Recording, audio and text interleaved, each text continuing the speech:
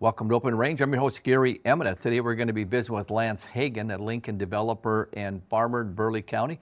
He just got back from Brazil, and we're going to talk about what he saw down there. And Lance and I go back and forth a little bit about rhinos and moderate Republicans and even some Democrat Republicans, if you call them that. We're going to talk about that a little bit because he's got some friends in both camps and try to get some understanding around that. We're going to talk real estate property taxes. He's got some tax bills that are not bills that the legislature, bills he's paid, and we're going to talk about sometimes the cost of it and why some of us think we should eliminate most all of it if we can, but we'll see what happens. So Lance, welcome back to Open Range.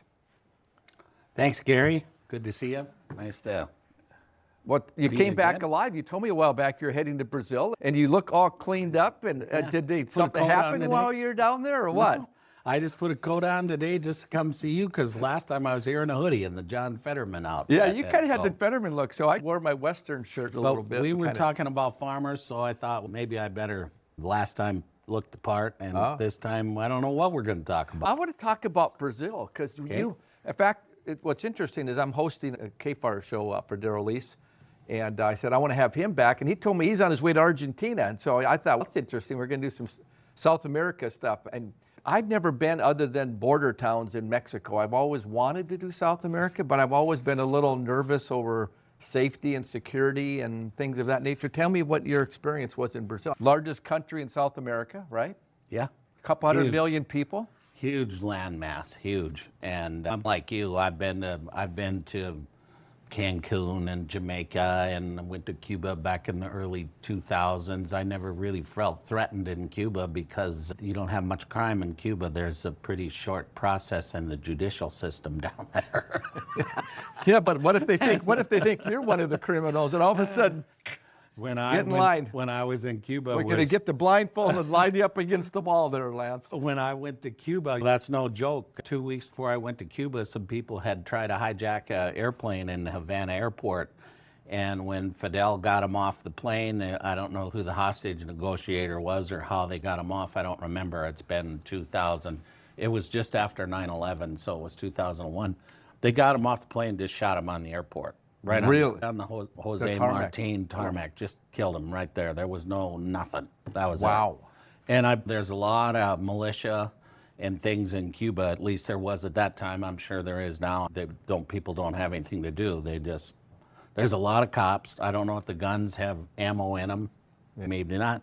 But one thing I did see in Brazil, it is no country to mess around with. I wasn't there on a farm tour or anything. Sometimes you go to these Mexico or Jamaica or somewhere and you're in a resort and you're in your own little world.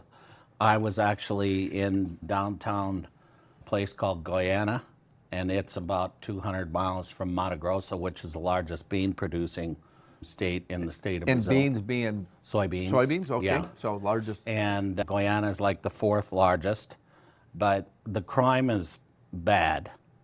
It is real bad. You don't go out at night. If you have a block to walk to the grocery store, it don't happen. Not at night, but during the day? No, during the day? Not even during the day. If you go to a strip mall type area where they're selling produce and vegetables and fruit, yeah, that's kind of a knickknacks. little different. But if you go to a higher end place that's selling, I don't know, furniture stuff, things like that that you're looking at, like bedding or something, you have to ring a buzzer to get in the door. Really? Oh yeah, and all of it goes from high tech to no tech. The condominiums down there, the bed and breakfasts, they're all facial recognition. There's a guard that sits in every one of them. They're like 30 stories high. So were you in a hotel or a conference or resort, or were you in a bed and breakfast? And did you feel safe in that facility? In the bed and breakfast, I did. You felt fine. But you did not go out. You don't show money, that's for sure, during the day. And there's certain areas, like I went to an area on the west side of Goiânia, out towards the ag area, and the people there are really poor. There's two types of people down there from what I saw. And this is just from what I saw where I was at. I hate people that are an expert on, I don't know what the whole country is. Yeah. But there's 2.2 million people in Goiânia. There's either the rich, which is the politicians, and the poor are very poor. And what prompted you to go to this particular city in Brazil? I have friends out there in Brazil. Oh, you did? In Goiânia, yeah. So you had a little bit of a context. Oh, God, I couldn't. It's like I have a total new respect for people that go to a foreign country and can't speak the language. Yeah, talk to me about that. I flew from Atlanta to Sao Paulo. It's an all-night flight. And then I got to Sao Paulo, and I looked and I booked my flight, and I had hour and 45 minutes to go from the international airport to the domestic side of the airport. And there was only one gringo in there. And he couldn't speak any Portuguese. Yeah, they speak Portuguese. That's Yeah. correct, aren't they? And they have the indigenous people, and then you have the Portuguese Europeans, and of course a few Nazis that probably escaped World War II and showed up. And that's no joke. I met a guy who told me, and great time goes by, I met a guy, actually I was out to dinner with him, and we were talking, I was kidding him about some of the stuff that was hard to, thank God we got phones with translators. Yeah. And there was people there that actually could talk both English and Portuguese. And we were talking about how I told him how my grandpa had came from Norway to Ellis Island when he was a little boy. And he said that his grandfather was in the Nazi, he was a tank commander for the Nazis. And he was captured in World War II, and he spent a lot of his time in the United States. Well, And then he was in a POW camp in the US. Yeah, but I'd rather be an American POW camp than in Nazi Germany. Yeah. He might survive ours. So it was interesting, though, because he said that his grandfather had went back to Italy, and when he got to Italy, then he went to Argentina. I see. Or not Argentina, Brazil. Because both those countries, obviously Argentina and Brazil is where we saw a lot of people. In fact, some people think Hitler's still living down there. He might be 110, but he's... Because I watch a lot of those shows. I like watching the ones when the Mossad is some of the documentaries on that stuff. They went back and started some of those capturing guys. people in That's Brazil amazing and stuff, Argentina. And it was interesting to talk to him about that's just the way it was. So when you talk to him, just to get his perspective, so his grandfather gets over there, and so he grows up there and decides not to head back to Germany once things settle down. He's his grandfather. And then did he marry another German, or would it have been he married an Brazil? Italian woman. They were because I think the Italians switched sides in there at some point, didn't they? Yep, they were. And Mussolini was with the Germans. Yeah, but his father married a Brazilian woman. I see. And it was funny. I don't know if it's funny, but when I got to the Goiânia airport, there's this big building to the south of the airport, and this big a lot of blue and yellow down there, blue building with a yellow roof on it. And I thought, I wonder what that is over there, that big building. And come to find out, his family owns that big building.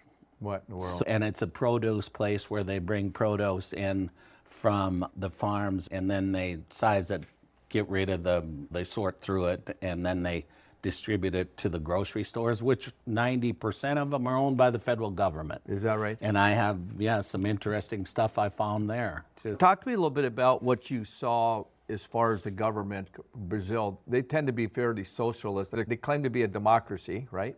Yeah. But is it a government-run operation, almost socialism, from what I get a sense of it? It is, because the grocery stores are government-run, except for you've got a few little ones out where they're selling some produce. Now, this is just where I was at. Yeah, I understand. But you're still in a city of 2.5 million people. 2.2 million people. And Brazil is a couple 100 million, I think 215 million or something like that. If we had time, if we'd have did this a little different, I have some pictures, but so your viewers will just have to take my word for this.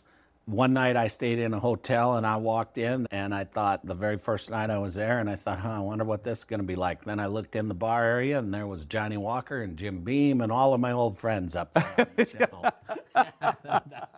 So I'm like, this ain't going to be so bad. Yeah. And anyhow, it was the grocery stores. I actually went to a grocery store a couple times.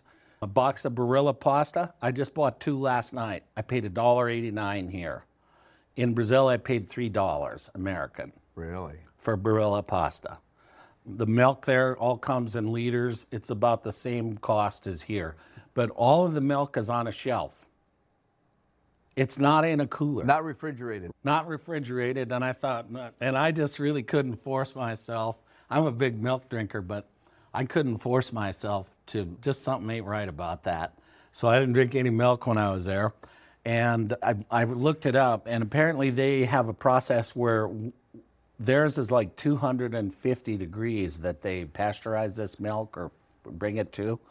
And then ours is like 160 or 70 or something like that. Don't hold me to those numbers, but that's the gist of how it is. So the shelf life is like a month? Forever, I guess. You can buy evaporated milk in a can, right? Yeah. And you buy condensed milk. So Lance, you just came back from Brazil, and we were talking about that. Talk a little bit about the experience of, it was like a vacation for you? It wasn't part of an ag tour or anything like that? No, nothing, and none of that. Did you stay in the city then? Were you in the city the whole time? I was living amongst the people. And so you're saying you're the only gringo that was really around. Oh, yeah. I don't care. Where I was at, there was 2 people that I knew that speak English, and that's because they speak English and Portuguese and French and Italian. Ah, wow. All 4 languages. Really? And Spanish, 5. And other than that, there was nothing. Nobody spoke. But I had a translator on my phone. But trust me, I felt like a 6-year-old kid when I was standing at the till trying to pay for something, and I couldn't figure out what they were trying to get me to do. Yeah. I was like looking around, where's my friends at? Yeah, I did Europe a couple times, took our boys there a couple different times, and we flew in. I didn't speak any language. We went into Rome, we went to the Prague, Czech Republic, and no language. You just have to be patient and not be a dumb American, because when you get out there, if you don't want to bring your arrogant mentality Americans, which many people can be, because you're going to put yourself in compromising positions, and try not to look so American sometimes, because you become a target, don't you? Yeah, absolutely. And I had to learn that. I learned that like the second night we were there. I was out for dinner with some friends of mine. We went to a nice restaurant, and the steaks on there, it says Angus, Black Angus, prime beef.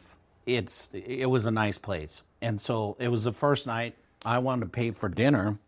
So I had a pocket full of, a Brazilian real is worth, and a US dollar is worth 5.2% more than, or $5. So for every $1, it's 5 times, 5.2. But by the time you do the exchange rate and everything, and some places are different or whatever, I just did the math 5 to 1. Yeah.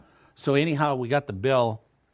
And it's cheap to eat out, actually. I was shocked. It isn't any cheaper to buy groceries in the grocery store down there than it is in the U.S. A pound of hamburger down there is $6.50. A liter of milk is more expensive down there if you convert it into gallons like we are by far. Gasoline is more expensive. A lot of U.S. products there, Doritos and whatever, they're all more expensive than here. People down there live for 2 things that aren't rich and in politics. That live to pay their rent and to eat. That's where all their money goes. That's what their life looks like. That's so it. they're back to sustenance living. That's really what's That's going. all it is. And that's the masses of the people. Right. Now, I got a couple more follow-up questions. But when you went out to eat, how was that steak? Oh, I'm sorry. Because Argentina, they have these steakhouses we have up here, and I don't know, Brazil, and it's all driven by great beef. Is it good? So if you go to Walmart, you can buy picanha, which is a Brazilian cut of beef that looks to me like it's like sirloin. So I had the picanha down there. I don't know whether I'm a big meat eater. That's if I can't. But so Brazil is a lot of meat. Yeah. But I don't know if it was that, if it was something else. But I just didn't really feel good while I was there. I always had a stomach ache, things like that. Were you careful about the water you drank? It's all filtered water. It's all filtered. You don't drink anything out of the tap. That's another interesting thing. They're very green in Brazil. If you go to buy ag land or something like that and go to get a note and they catch you burning rainforest or burning out there, it's written right in the contract that they're going to call your note. Really? So that means if you decide to remove some trees and you wanted to farm some land, you're in trouble. You're going to get, and they use satellite imagery. Like I was telling you, a lot of facial recognition going into the condo building. There's outside doors, facial recognition, and then there's an area about as big as this room. You get to the inside, and the guard sits over here. There's a guard 24 hours a day. And it's a lot of them. A lot of the buildings are like that, because I went to see different people and things. But the food was, I don't know whether it was the food that made me sick, but it's cheaper, and the tip is figured right in the bill. It is, huh? Yeah, it's 10%. Puts right on there in the bill. And there's no sales tax. And so how does the government fund all this stuff then? Just owning the grocery stores, and nobody everywhere where I was at, And I want to tell you one other story about, you asked me earlier about how it was the arrogant Americans. So I wanted to pay for dinner, right? So I had a whole bunch of this funny money in my pocket. $1,000 of cash is 5,000 reals, right? Yeah. So I got up to go to the bathroom, and I found the waiter, and I was able to communicate to him that I wanted to pay for the dinner. So dinner was about $300, which was pretty reasonable. 300 US dollars? Right. My Robert Harms and I can't go out and eat and have a bottle of wine for $300. let alone Bismarck, six well, people. You're doing pretty good. But anyhow, I asked him, I didn't want to pay with a card. Yeah. And I asked him if I could pay cash, and I said, and then I'll throw a little extra on there for the tip. I communicated that to him. So I gave him $1,700 Brazilian real, 17 of those. So that divided by 5, that's 300. 300. And, 25. Yeah, and I put the tip on. Yeah, gotcha. So anyhow, I went to the bathroom, I came back, and my friend says to me, did you pay for that in cash? You paid for that, right? And I said, yeah, hey, that was my treat. And he says, you paid for that in cash? And I'm like, yeah. He said, don't be doing that. He said, because you never know who's in here or whatever, and when we leave here, you're going to be out in the street. We're going to get robbed. Because the waiter came back and told him, don't do that. And I'd been told that a couple times by some other friends, and I'm like, that can't be that bad. This is a nice place. They got a wine shelf and all this and that. No, So then you started using the card after I used the credit card. But the advantage of using the card when you travel internationally, you get the correct exchange rate and everything. Right. You pick up that 0.2%. So you're able to manage. At least that's what my experience was. I tended to stay away from cash. I was pretty careful, at least when I did. It's been a few years since I've been international. And so did you talk to me a little about agriculture, what you're aware of in Brazil? Well, it was raining every day when I was there. And of course, it's south to the equator. So what was the weather like? It was 80 degrees, 85, and it rained every morning, it seemed. That's why I think we're seeing these beans tick up a little bit, because they're having a problem with the beans starting to rot in the field. Because it doesn't rain like all afternoon, but it'll rain for 20 minutes, and it rains, it's pouring, and water's running down the street. And the streets are very old, and if it would, I rented a car. I was going to ask you that because I was going to ask you about that. What if you rented a car, because you were talking about your license and back and forth, and so talk to me about driving. What was it like driving? How far did you get around the city when you had the car? All of it. You did, huh? Yeah, and thank God we got cell phones with GPS. GPS, because there's no way you're going to get around that city. The street signs, you can't read them. They're about this big, and they're all wrong language, 100 years old.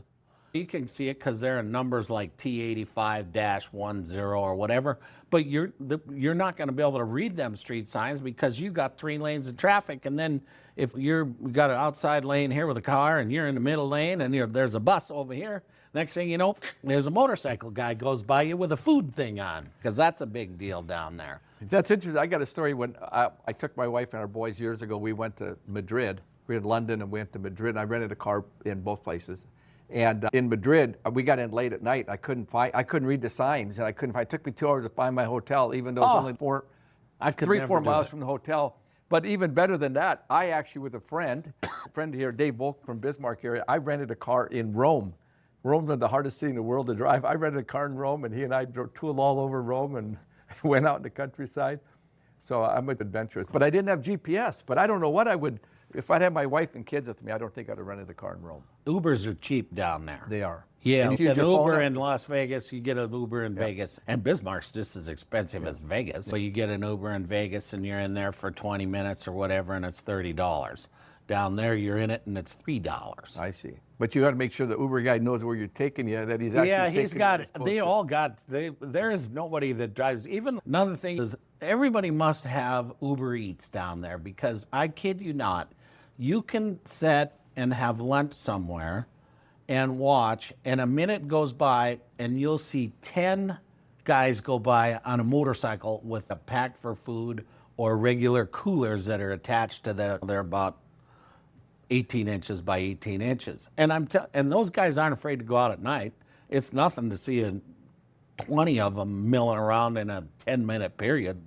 And they drive like crazy, because you have a car here and me here and a bus here, and you're going 35 miles an hour, and there's 3 feet of room between you and the bus, and all at once, boom, a guy goes by on a motorcycle, Wow. and there's no cops. That's cops. part of the problem. Part of the problem. I was there for 2.5 days, never saw a cop. When I got off at the airport, I saw a lot of militia there with AR-15s. But when I was driving around, my friend said that when the cops come, it's too late. Wow. And so your friend, how long have they lived there? They've lived there all their lives. And so they love it? Or they... No, they hate it. And I flew back with a lady from, that was just happened to be in the seat next to me, from Sao Paulo to Atlanta. And she works for an aluminum recycling company that's stationed out of Atlanta. And they have an office in Sao Paulo where she works. And they must do fairly well because she was in first class, so she wasn't riding in coach. And she said she comes to America like once every 6 months or whatever. She said she wanted to move here. She has a son who's autistic, and she said that was probably her number one reason she felt it would be better for him here than in Brazil. And but I said, take that out of the equation. Why would you want to move here? And she said, safety. Yeah. And that is a big deal down there. She said, I never go anywhere unless I take my car, ever, during the day or whatever. And she had her wedding ring on. Wasn't anything fancy, wasn't a big diamond or anything like that. She said, you don't go out with this on. What is crazy. Especially if you're a woman. See, people don't have, yeah, it's crazy when they appreciate what we have as Americans. Lance, a couple things I wanted to still follow back up on. The infrastructure of what you saw in a city. Is everything dilapidated? Or, in other words, Brazil shouldn't have to be a poor country. I sometimes get to by the Mexican border, and I go south to Tucson and Nogales and some of those places, and you just go, we just crossed the river and the world's different. Different, yeah. And Brazil's got that almost a third world country feel if you can't be safe. And you were talking about before the break about this lady and security for safety. Infrastructure, roads and buildings and things that Americans take for granted. What's it look like down there? There's been some skyscrapers, a lot of skyscrapers, a lot of 30-story buildings. Government owned, do you think? No, Private? individual apartment buildings, like I said. And the rent on an apartment building is the same as if you came to Lincoln and rented one from me. Really? Same And one difference. thing that's weird is, like a 3-bedroom apartment building, like our 2 bedrooms in Lincoln are about 1,000 square feet. In Brazil, that's a 3-bedroom apartment building. And each bedroom has a 3/4 bath. And then there's another half bath. Wow. And the living room is half About the the table, size about as- like our table here. Yeah, it's just not very big. And there's still got gas stoves. Every place you go's got paper straws. They're big environmentalists because you get off the elevator and the hallways are dark. But you're not afraid because everybody's been through security. Nobody gets in those buildings. You don't get to show up there and just say, hey, I'm Lance's friend, Gary. I'm here to see him. He's in apartment, whatever it is. That happens. Don't happen. You don't Really? get in. What? I mean, that's like a crazy culture to live in. This is a big country. And my guess is the whole country's like that because they don't have the It is, services 'cause to support the law enforcement, They- crime. I don't know if all my friends are fairly successful Brazilian-wise. One of them's really successful that I was telling you about. And everybody hates Lula. It's nothing to go down. He's the current president of Brazil. It's nothing to go down the street. And I don't care who it is, if it's an Uber driver or who, nobody likes him. And because he's a socialist, and the thing is, he takes all the money. So He's got all the guns, and he's got the army. So all these liberal Americans want that lifestyle in America. You'll get this. I texted you about this. I found this interesting. I said, if nobody likes him, how does he get elected all the time? And there's a huge amount of poor people in northern Brazil that are spread out across the northern part of Brazil. Now, the farmers are rich guys down there. But the poor people on the northern part of the country, Lulu sends, and everywhere he does, but he gets his votes out of the northern part of the country. He gives them 200 reals a year per kid. I said, that's nothing. We do that now for babies. We got we're giving away $1,000. Yeah, we're not adopted. Yeah. What a novel plan. But that's how he gets, and I don't care. You can ask those people, that's what drives it. The poor people vote for him because they take in, the government takes the money in and they redistribute the wealth to. But they aren't really big oil. No. Brazil's really agriculture No, it's driven. ag. Right? Ag It's is what drives it, it. Because yeah. we get imports and food. And I stuff have no from Brazil. people, I have no clue what 2.2 million people do other than the people that I know that have the fruits and vegetable business. But I'll tell you, one thing I did run into was a guy that spoke English, and he was telling me about, we were talking about, you had mentioned during the break about Trump. Yeah. Nobody really says too much about, they don't care. They're just trying to live. Them people are trying to live or trying to get a better way of life down there because it is not fun. I was so glad to get to the Sao Paulo airport and eat it at TGI Fridays. I couldn't believe it. And I thought, man, when I get back to Bismarck, North Dakota, I am going to have a total different outlook on what it's like to live here. And I do. Yeah. I think it's so important for Americans to travel abroad to different places. Because I've done Europe, I've probably been 15, 20 countries. And when you do that, you really come to understand our way of life and how privileged we are and just the freedoms and the liberty. Somebody be able to say something, you don't like Trump or you don't like Biden, just to be able to pop off. And you're not going to get arrested because you said something foolish. And frankly, I've been in some pretty rough areas in my life, and I don't worry about getting hurt. It doesn't mean you're not going to randomly, something's going to happen, but. One of my friends, we got talking about guns, and I said, and he's can afford guns, the guy that has and he said, I have a permit for 2. And I said, I got 50 of them in my closet. He's like, really? And I'm like, yeah. He said, no, the only people got guns down here are the criminals and the government. Wow.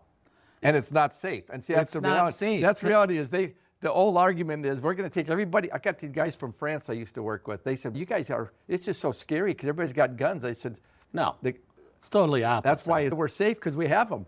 And if you break in, the criminals down there, I mean, you go around the corner from the hotel that I stayed at and go half a block, and I wish we could have showed the pictures, but there's electrical wires hanging down. It's a disaster. And I'm like, are those hot? Yeah, they might be. People, every once in a while, wires will come down here and electrocute people in the car or whatever happens. So is power running 24/7 over there? Do you have any problem in some parts of No, we didn't have any trouble but there's no water heaters. You took cold showers? No, all of them are at the shower head. Oh, I see. Electric. So they actually work pretty good. Yeah. I was shocked. Yeah. It works pretty good.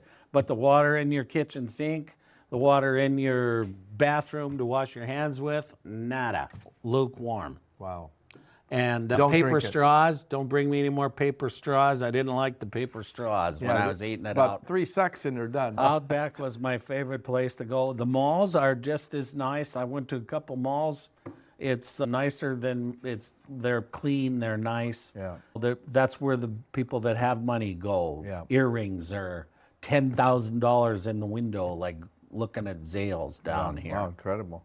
Let's pivot a little bit to North Dakota. You talked about apartment buildings and what they're like. You own an apartment in Lincoln, and I want to talk a little property tax in this segment before we talk a little politics in the last one. When you take a look at what's happened with property taxes, you've said you pay a lot of property taxes, and so you have an apartment building in Lincoln, just east of the South 40. My brother's got that wedding business there, the old Hagan Dairy. And that was a lot that I was gonna actually buy from our good friend Curly Hauglin, and I decided that was more than I wanted to bite off because it had an old pole barn on there, and it was junky and broken blacktop, and I go, anyway, so you bought that. I bit it all off. Yeah. And you took it, and you put up a couple apartments. Talk to us about the property and property taxes and what that means for development. And because you made the comment that the same rent money you're gonna get here as you'd get in Brazil, as far as what they were, just smaller space, but obviously, lumber costs are lumber costs. Property taxes, I checked. Property taxes in Brazil are way less They are. than they are here. But their infrastructure is shot. Their streets are shot down there. But that piece of property that you're talking about, I went ahead and put together a group of guys, and we built 2 of them. And that piece of property was taxed at $200 A year. a year The when I bought it. How many acres were there? There's like about 8 or like, so? No, only 4 or 5. 4 or 5 acres. And it was a couple $100. Maybe The 5. city of Lincoln, because it would have probably been Lincoln city limits. Yeah, it was. Generated $200 in property taxes. A year. A year. And so then you go in and invest. When you talk to us about what it costs to build those two complexes, or give us... About $9.5 million. So $9.5 million. First one cost less than the second, just because prices started to And go so up. $9.5 million for both or one? For both. For both. So under $10 million. Right at 10 million. Yeah, you couldn't build them for anything close to that now. And what would it cost to build it today, do you think? 6.5 a piece. So 13 million. It's up 30% ballpark.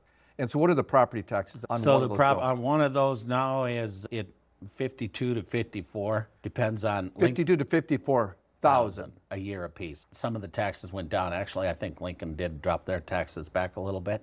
But so that piece of property where them 2 apartment buildings set has $0 that any government entity put into it, other than maintaining the lagoon system that I go to. I run all the sanitary plumbing over to the Lincoln main line that goes up to the lagoon. I put in all the blacktop, all the curb, the gutter, the little piece 52nd Street when I was involved in a group that did Sanix over there. And that was all paid for by that developer. The 52nd Street blacktop. I had to put in the lift station, and then the city actually bought part of the lift station from me because of some of the other development that was going on. But when I built those apartments, there was no sewer there, so I had to spend $400 and some thousand putting the lift station in. So that whole 10 million, I'm just going to round it up, $1 million investment today, and your property taxes are $55,000 No. per building. Per building. So about let's just call it 106 to 108, depends on the year. When I originally built them, they were taxed at $36,000. So property taxes Apiece. went from $72,000 to $110,000, $108,000. And so there's no property tax relief there. No, not on commercial. Yeah. And what really irritated me, like I was showing you earlier, like I had a house in South Bay, I sold this last fall, and there was a couple $1,000s in special assessments on it. But that house is $8,000 a year. That's insane.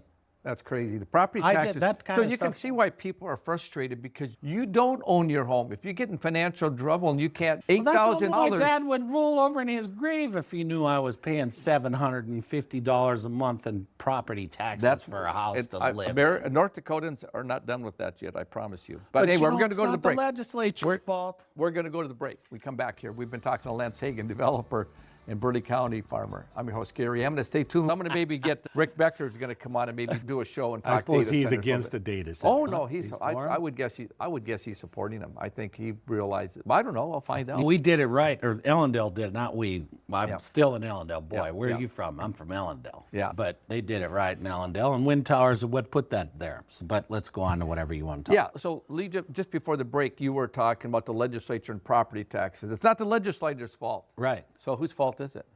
That'd be the county, Oh, the I school see. Because district. of local. There's nothing on here that says North Dakota legislature on those property taxes I showed you earlier But today. they could fund with all the money they have that they're all screaming they aren't going to have, that they've been spending like crazy. They could pay for all of education. They could. The Constitution does say that. Some people say it doesn't exactly what it means. But I personally think they fund legislature. John Hoeven started that.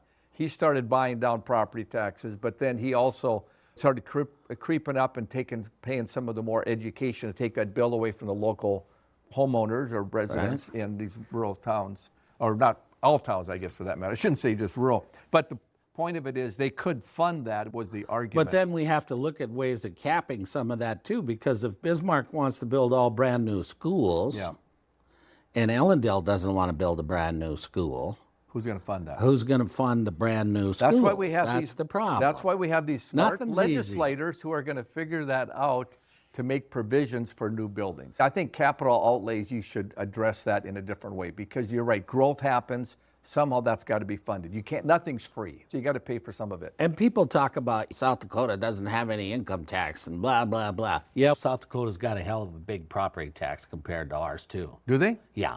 And they have, I'm not so sure that they don't even have like I had no guys down there that farm in South Dakota, and farm in North Dakota, and they build their bend sites in North Dakota. They don't build them in South Dakota. And it's not because, it's because of that imaginary line that's 4 miles, 5 miles south of Ellendale. I see. Interesting. Yeah. So let's talk a little politics. I've been seeing on social media lately, there's been kind of some battles brewing between what I would call, I won't use the word rhino. Why not? That's what they use on those sites.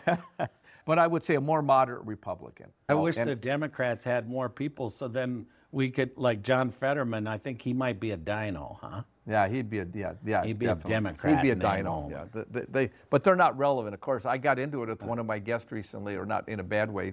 Just said the Democrats are relevant because they're Republicans in our party today, and I don't know if I'd go that far. They're going to be relevant in D.C. They are going to be. They're going to be real relevant next election, maybe. But don't underestimate what Trump. Oh might pull yeah, out. yeah. He's not on the. Then we're going to hear, oh, he's not on the ballot. Baloney. This is going to be a referendum on his policies. Yeah. Don't give me the Fox News line of attack. I don't watch. He doesn't come on. I don't watch Fox News. I haven't watched Fox News in probably 6 months. But here's what I would say. Let's talk North Dakota politics, and that's really where I wanted to lock in on.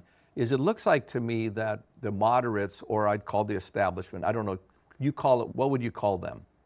The incumbent? I don't know if they're I don't know. Because anyway, there seemed to be this insurgency that happened with conservatives that I would call Tea Party people and Trump people and a lot of the Republicans. They just have a different set of priorities. Yeah. I'm getting tired of people saying. Explain that. What do you mean by that? They have a different set of priorities. Like you and I got out on the edge the other day a little bit on some stuff. I imagine that irritated you when I'd sent you that text. But which was that? But this Christian nationalism thing and some of that stuff, that's a different set of priorities. I looked at a website the other day where a guy was babbling on about that's what Charlie Kirk wanted. Charlie Kirk might not want, I don't know what Charlie Kirk wanted. I didn't follow Charlie Kirk. I got and you and I talked about that a little bit. That's not my deal. Yeah, I understand. I'm more focused on what people are spending money on. And I agree that this craziness, we had all this woke stuff out here years ago, girls and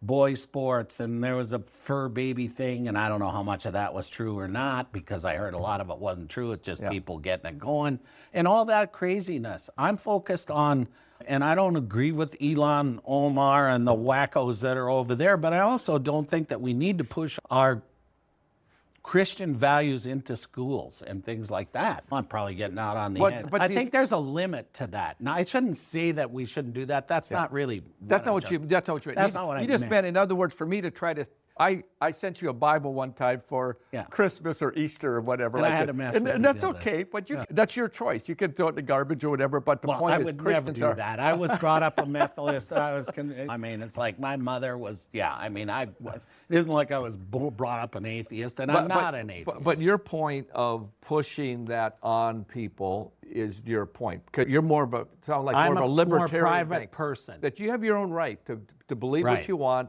And you can talk about it with me, and we'll debate and discuss it, whether it's spending issue, whether it's faith issue, but don't shove it down my throat. That's your point. And that in the schools, that's what you're talking about. Do you think the schools are doing some of that? I think, no, I'm not saying that. I'm not saying the schools are doing that. I'm saying that there's people within our party, that's all they're focused on. I see, they're focused on social issues. We went from being focused, from being conservatives, economically, to this conservatives on social issues. Like even I don't remember, were you at the convention last year? I did not go. I think there was because I had an older couple from up by Candu that I happened to be sitting next to in the back.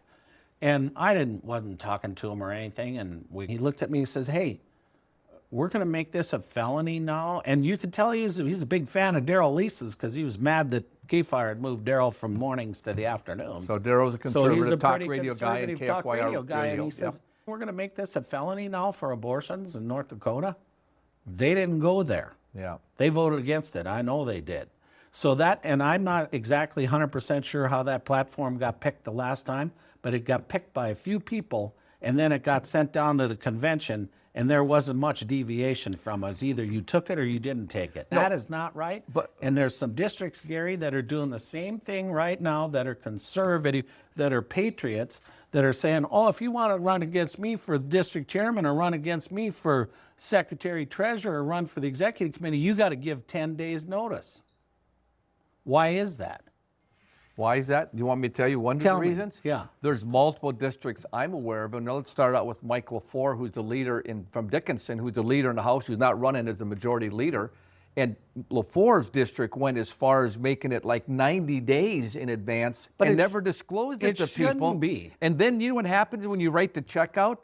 They actually say we're going to run it by a committee and decide if we're going to accept your membership. And that's what got them in trouble. And that's so wrong. And that's what got them in trouble. We're on the same page on this. 100%. 10 days is too long. If I want to come to the convention in whatever district you're living in and run against you for chairman, I should be able to do that. At that meeting, At 100%. that meeting. I agree 100%. And if I bring more people than you do, tough luck. You lost. That's where I came from District 20, which is District 26, and I was district chairman down there when you and we tried Kevin, to get, you begged to get people at meetings in those days. No, we actually had the biggest district in the state. We had a meeting one time, we had 151 delegates possible. Wow. 150 showed up, and we had another 100 people in the bleachers. Wow. Because we were having one of these political infights. Two Senate powerhouses were trying to be the state senator. But that was back in the District 26. What I see is that now that some of these people are in power, they're doing the same thing that they were mad about when they weren't in power. When we're draining the swamp, guess what? We drain the swamps and change the alligators out. Yeah. Just put a different set in. So- Maybe we change the alligators for crocodiles. So you're arguing that some of them are doing the same old tactics that Yes, we put on them. absolutely. And I'm opposed to that, just as you said you are. So let's talk a little bit about, we got about 2-3 more minutes about some of the battles brewing, where I saw a post on United We Stand, Divided, whatever, and there's some stuff going back and forth on calling some rhinos and rankings and liberals and stuff like that. And I see some pushback from what I would say Representative Todd Porter, I saw, called them out on it, and he made some valid points. I don't disagree with Todd calling some of these things out. That needs to happen in public, and it needs to be as best as we could, I think, at least civil. There's the word I'm looking for, because we should be able to agree and fight for stuff. I remember back when Kevin Kramer and I were young guys, Janet Wentz was Minot, pro-life, pro-abortion, pro-choice. And we had battles at a convention, and when we're all done, we had to get together and go be legislators, and you had to work with each other. Doesn't happen anymore, does it? No, because we've decided to come up with this name-calling stuff. And I'm going to hip check Porter on this, because he wouldn't have did anything, and he'll be listening to this interview, I'm sure. But I saw that post, and it made me mad that I've known Todd a long time. And the week before, it was Terry Wanzik was a rhino. And the week before that, it was, I don't know, Jason Doctor. It was before. And Terry Wanzik isn't anymore a rhino. Him and I was in Brazil when I seen that, and I sent Terry some stuff and told him, I said, hey, tell your buddy Hennon, these are the same guys that are cheering him on. Terry's, when we were talking about Trump and all this stuff, and I'm one of those kind of, I'm saying that about me. But these rhinos, supposed rhinos, they don't get the fact that they're going to have to stand up and argue against some of this stuff. And you know what? When Donald Trump's wrong in Washington, they need to say something then, too. They do. It's not like you just can't sit there and go, that's like picking you to be the leader of the world and I'm going to follow you? Come on. Yeah, totally. I guess I'm glad to see they're standing up and there's discourse. Well on. It's going to be, so he's the only one. Todd Porter's the only one. Tell him, hats off, he can come on the show with you and host, and let's talk about it. I'd like to have Todd articulate why he should be reelected, because he's done a lot of good things. He's not going to be reelected. People are all worried about vote. We shouldn't vote for Todd Porter. Guess what? He's turned out. You can't vote for Todd Porter unless he goes over the Senate, and I don't think he's going to the Senate. He's had enough. I think some of the moderate Republicans, I'm not even saying Todd's a moderate, because I think he's reasonably conservative. Oh, I remember the old days when they would complain, Nathan and Porter complain about my buddy Johnny Nelson, and because I nominated Johnny for Rhino of the Week, and he better get it pretty quick, because they're diluting he would be one of them. Yeah, and so I want Johnny to get that John Rhino Nelson of the would Week be one thing. of the I mean, Rhinos that's becoming a badge of honor, so it's backfired. I need you to get some of your rhinos on. Let's come back and have some more conversation with that. I appreciate you coming on. Thanks. So we've been talking to Lance Hagan, Lincoln developer, Burleigh County farmer. I'm your host, Gary Emineth. Thanks for watching.